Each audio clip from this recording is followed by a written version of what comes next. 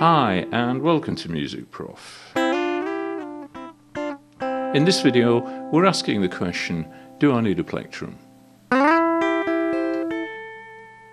Now obviously the answer isn't a straight yes or no, or this would be a very short video. Now I think it's fair to say that most players will use a plectrum, but there are one or two notable exceptions, one or two famous players who prefer to play just using the fingers. So, assuming that you're one of the people that uses a plectrum, what we're going to do now is look at the alternatives and look at how you can play just fingerstyle. Okay, so in this first picture you can see I'm just using first and second fingers just to pluck the strings in an upwards direction. This allows me to play the strings virtually simultaneously rather than, as it would be with a pick, very quickly one after the other. So what I'll do now is just play a little bit so you can hear what that sounds like.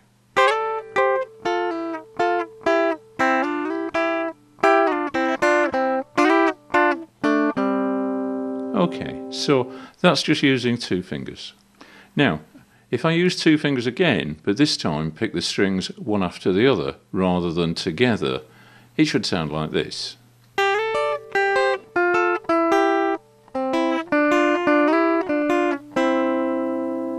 Okay, so this time I'm going to mix the two styles together and play some notes simultaneously and some notes sequentially, one after the other.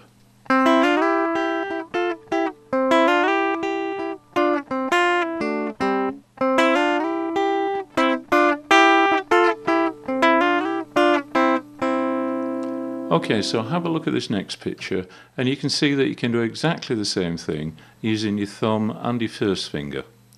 A lot of banjo playing is done this way, and some of the banjo pickers get up to some fabulous speeds using this method. Okay, so now we're going to look at using three fingers. So have a look at this picture and you'll see that the first, second and third fingers are just playing the three top strings. Now the important thing here is to try to keep those fingers on those particular strings rather than being tempted to let one finger stray onto the other strings. This way you'll get the best speed. And to get the best out of it you really need to be holding down three strings at once so that you can play it almost as an arpeggiated chord. Okay, so let's have a look at how this is going to sound.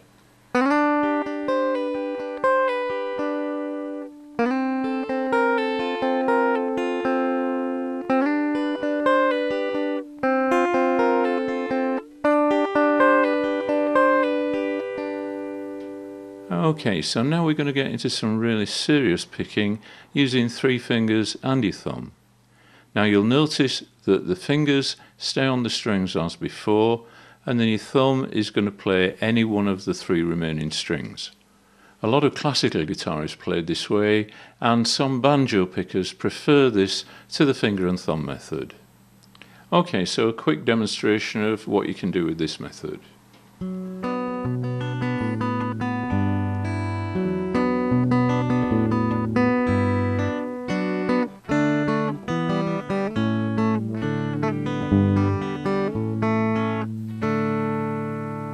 Okay, so that's a little bit of classical. Let's see if we can do a little bit of country as well.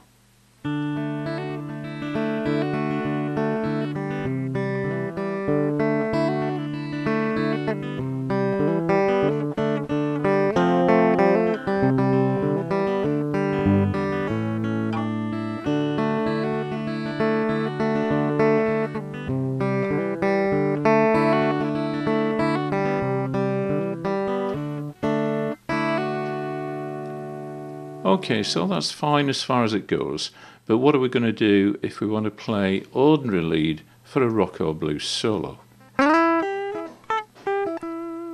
Now the answer is to use the fingernail on your first finger just as you would use a plectrum. Now if you're the sort of person that bites your fingernails, you're going to have a problem, but you don't actually need to grow that fingernail very long before you can start to use it. It does mean that you might have to take a little bit more care of your nails, but it also means that you're never going to turn up to the gig again without a plectrum. Now, there isn't really anything that I can do with a pick that I can't do with my fingernail.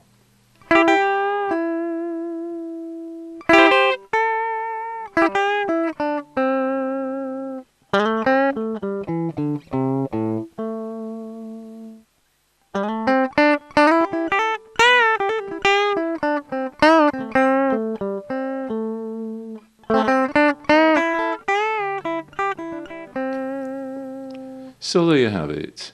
Do you need a plectrum? Well, the answer's really up to you. What we've tried to do here is to give you an idea of what sort of things are possible. If you're going to try experimenting with some of the techniques that we've described here, expect it to feel strange at first, particularly if you've been using a plectrum for a number of years. It may be that you develop a style which is part fingerstyle and part plectrum, and there are one or two notable players who do this. I believe Mark Knopfler is one of them. So, whatever the outcome and whatever you decide, we hope that you found this useful or at least interesting, and that we've given you something to think about. So, thanks very much for looking in, and we hope to see you again soon in one of our other videos.